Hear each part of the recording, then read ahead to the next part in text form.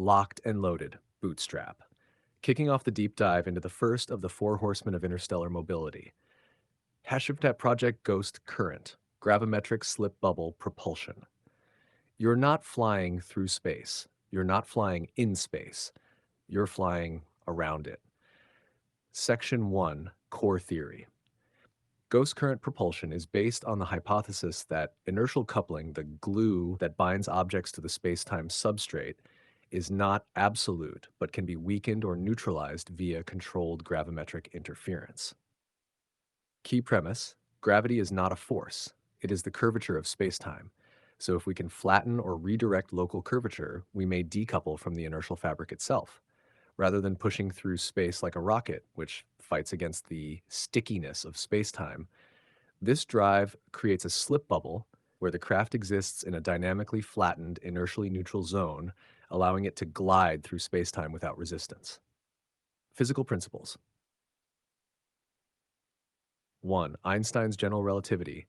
Gravity, force. Objects follow geodesics, natural freefall paths in curved spacetime. Inertia arises from being locked into these geodesics. 2.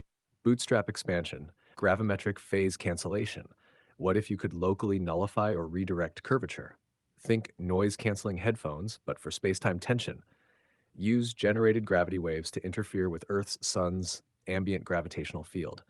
Flatten the local curvature equals eliminate inertial resistance.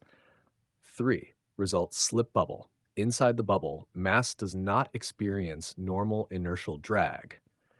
Outside observers still see movement, but the ship doesn't feel. Ship exists inside a non-inertial reference frame with zero net curvature, no g-forces, no conventional thrust required to accelerate, minimal energy to maintain speed.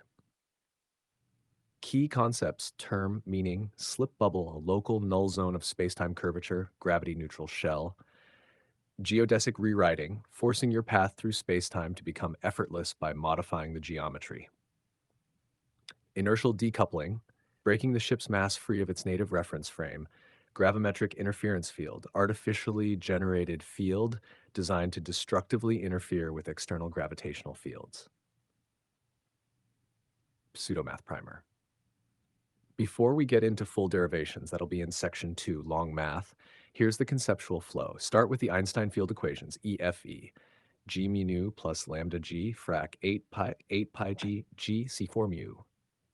Identify target field contributions to local curvature, gravity wells, EM interference, mass distributions. Use a secondary tensor field, h mu nu, generated by the drive to interfere. G mu nu squared text net equals G mu nu ambient minus H mu nu text interference. Flatten G mu text net towards zero within the bubble. The ship no longer feels. Space-time's grip, pseudo-zero mass state achieved inside the slip bubble. Unrestricted motion with minimal energy input. Think of it like this. Gravity pulls. Inertia resists. The ghost current cancels both and lets the ship coast between the waves, not fight them. Analogies for the layman. Description: air bubble in water. The craft is surrounded by a void of gravitational influence, like a bubble in a dense medium. Magnetic levitation. Just as maglev trains levitate by countering magnetic fields, this drive levitates through gravity by canceling spacetime curvature. River raft with no friction. You're floating on a current, but nothing is tugging on you, yet you move swiftly. Implications: acceleration is nearly free. Just modify field alignment. No high thrust needed. Inertial mass is effectively null. No g-forces. Interior crew feels no momentum. Can maneuver in high gravity zones without orbital decay. Allows close approaches to stars, black holes, and neutron stars, anywhere you can cancel the external gravity field. Cautionary note: cancel gravity too well in unstable areas, and you may drift into gravitational collapse zones with no return vector. A fail-safe curvature recoupler is required.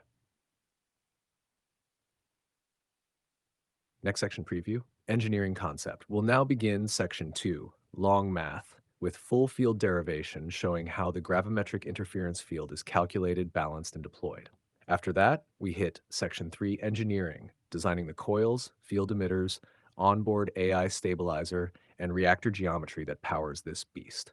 Ready to dive into the long math next? Or want to pause and expand on any of this first?